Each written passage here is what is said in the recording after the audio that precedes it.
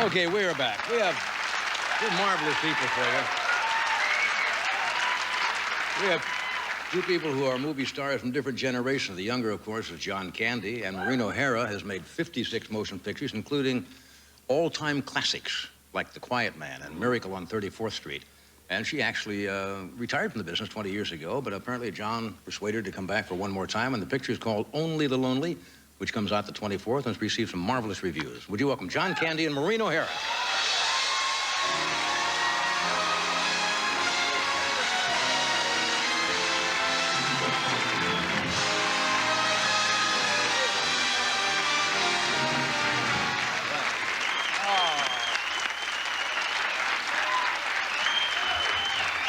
What a great kick to have you here. Thank you. And I told the audience what I told you when I saw you in your dressing room. Secretly in love with you for 50 years. And I got a chance to tell you. That was before you were born. Oh, give me a break. Aren't you? That's why I love you, for saying stuff like that. You look absolutely marvelous. I thank you for coming tonight. Well, thank you for having me. Yeah, I mentioned that you retired or quit 20 years ago. Can I ask you why? A lot of people make the mistake sometimes of trying to hang on and say, I'm going to keep going, and it doesn't work out, and you voluntarily... Well, I quit for many reasons. I married perhaps the most wonderful man in the world, Charlie Blair, one of the great pioneer pilots of the world, the first man to fly over the North Pole solo. And I could go, it would take your whole show to talk about Charlie. And John Wayne was down visiting us in St. Croix, where we lived, where I moved to. Right. And they were both 6 feet 4 inches tall, and I was sitting down, and they were standing up, and they looked at me and said, "Isn't it about time you stayed home?" Seriously? Yeah. And they thought they were going to get a great argument from me, and I said, okay, fine. So I quit. Did you ever have any regrets? No, I had the most wonderful life. I flew all over the world with Charlie. We went round the world twice in a seaplane. He was a general in the Air Force, too. And so I got to live all the wonderful adventures that I'd only acted out on the back of the Fox and the Universal lot. So I was living those adventures. Yeah, you see, a lot of people would miss being in front of the public eye. But obviously, you didn't and went and had a different part of your life. I was in the aviation industry. I learned the aviation industry. And that has to do with the public also. Because if you don't please the public and communicate with the public, they won't buy any more tickets on your airline. Yeah. How did you manage to come back? How did John have this influence on you? Or I can't see you two hanging out together. I mean, having cookouts at each other's house or something. How did it happen? Well, that's pretty insulting. No, I didn't mean it insulting. I didn't know you were friends. Well, actually what happened was the young director of the film, Christopher Columbus, wrote the part of Rose for me. Right. And then couldn't find me because I had retired. And finally contacted a newspaperman friend of mine in New York called Joe Murphy. And Joe gave them my brother's telephone number, my brother Charlie Fitzsimons, who's the executive director of the Producers Guild. And they sent the script to Charlie. He read it. He called me. He said, "This time you can't turn it down. You must do it." And I said, "Oh, all right, send it to me, okay." So they sent it to me, and I read it, and it was true. It was wonderful. And then I said, well, I'd like to meet the two young men, Christopher Columbus and Hunt Lowry. So I flew out to LA, and I met them.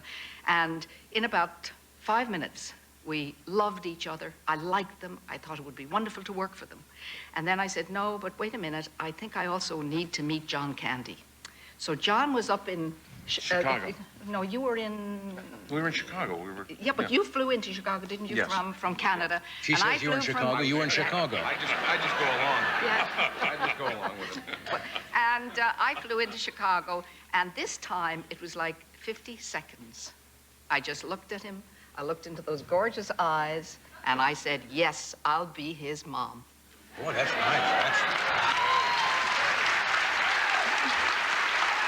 The eyes did it, huh? That's right. Well, they're right. The eyes always do it, right?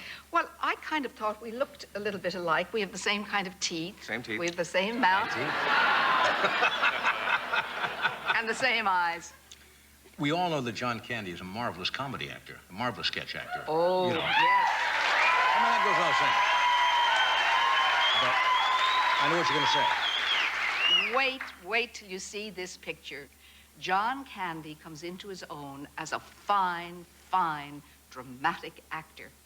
And just you wait. In a little while, he's too young right now, but very soon, John Candy is going to be doing all the great roles that Charles Laughton has done. He's going to be doing Witness for the Prosecution and all the marvelous roles. He is a fantastic actor. You listen to Mother. I'm listening.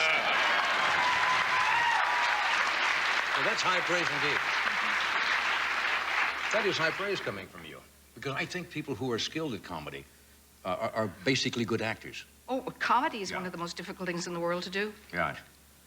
Well, it was easy working with Maureen, I'll tell you. It was, what a pro. Did she make you comfortable? You must have- you Not at must have first. a little- Actually, in the first audition, when we were reading the script, see, I'm still nervous around you, see? No, when we first met, I mean, everybody in the room, when Maureen walked in, the whole room lit up. Everybody was smiling, beaming. And we went up to a little office upstairs, and we sat for about 3 hours talking about John Ford, or Mr. Ford, I should call him. Yes. And the Duke. Yeah. And we started reading the script. And when I first heard Maureen read, we were all just so captivated. I forgot I was next. You know, I had the next line. She'll never use read a it. review She'll in never Northern work Trace with me. today. It was marvelous. Yeah. I read a review in Northern Trace you today. read- you read and it, Variety? It was marvelous. Absolutely marvelous. Thank Can you. I ask you a silly question? When Jimmy Stewart was here, Yeah. and we talked about another great holiday movie, of course, which was It's a Wonderful Life. When they made that picture, it wasn't very well accepted by the public at that time, became a classic. When you did Miracle on 34th Street, was it at that time big as it become? Yes, it was very, very big box office right away because it had the same kind of warmth and charm that I think our picture has. Yeah. It was always, always popular. As a matter of fact, you'll see it every Christmas. When I'm nailed into the box and long gone, you'll still be seeing. Don't even talk You'll that. still be seeing it every Christmas and The Quiet Man I saw every it last March. holiday, and it was marvelous. Both the But pictures. just before Christmas, I was in New York and I was coming home from Mass in the middle of the day, and about 5 young kids came up behind me and they pulled on my coat and they said, "You're the lady that knows Santa Claus, aren't you?" And I turned around and I said, "Yes, I know Santa Claus very, very well." Isn't that nice to have that go on year after year after year? That's sweet. Freddie is giving me we want to show this. We've talked about the picture. We have a small portion here, a couple of minutes. Does this need any little lead-in to explain this particular scene? I don't know what you're going to see. Your girlfriend is in the room with you when Mother comes. That's exactly right. Well, thank The you. bedroom. The Yeah. bedroom scene. This is from Only the Lonely. Watch the monitors. Good scene. Yeah, no, good. That's a good scene. That's funny. That's a marvelous scene. Has John tried to sell you an interest in any football teams at all? Not. Thank you. The Argonauts, yes.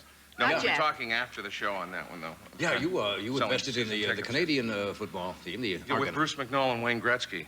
Yeah. I had no idea I was going to be involved. I phoned Bruce McNall up to congratulate him. I read in the paper that he bought it, and he said, "Forget the congratulations, get your checkbook out." And, Is this the first time you've ever been involved Yeah. in sports? yeah.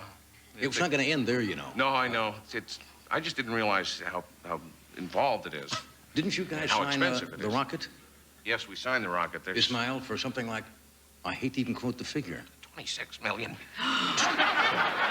26 million. million bucks over about US. 4 or 5 years, U.S. dollars, Yeah. over how many years?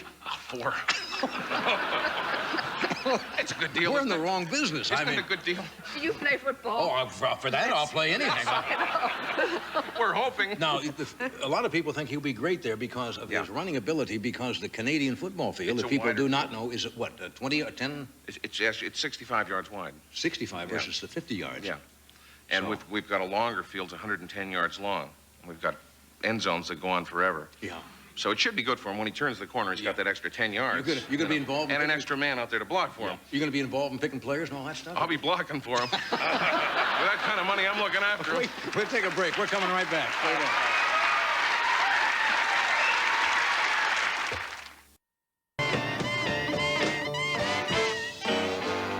Okay, we are back. Anyway, it has been a delight to have you here. Thank you. So nice to see you, really. I wish you much luck. And John, you too. It's nice to have you here. Thank you very much. It's Only the Lonely, which